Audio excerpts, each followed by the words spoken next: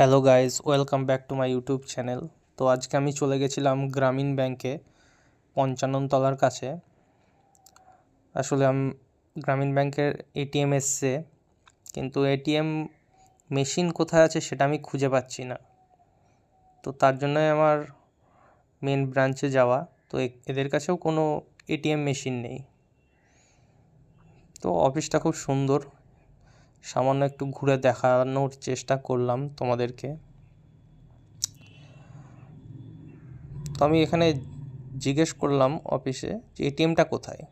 বললো পাঞ্জাব ন্যাশনাল ব্যাংকের কাছে।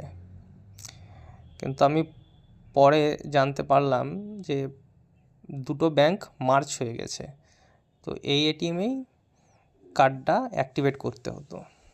তো তারপরে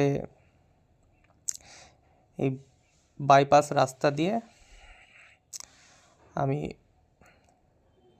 আসছি। তার কারণ হচ্ছে প্রচণ্ড জ্যাম ছিল আজকে।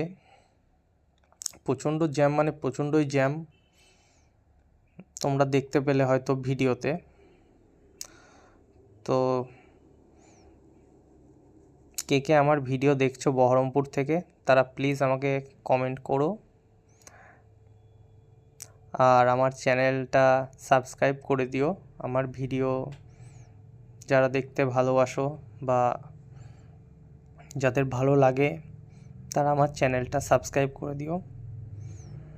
ওকে, থ্যাংক ইউ গাইজ। আবার আমি নেক্সট ব্লগে ব্যাক করব তোমাদের কাছে। তো আমার ভিডিও কার কার ভালো লাগে প্লিজ আমাকে কিন্তু কমেন্ট করো তোমরা।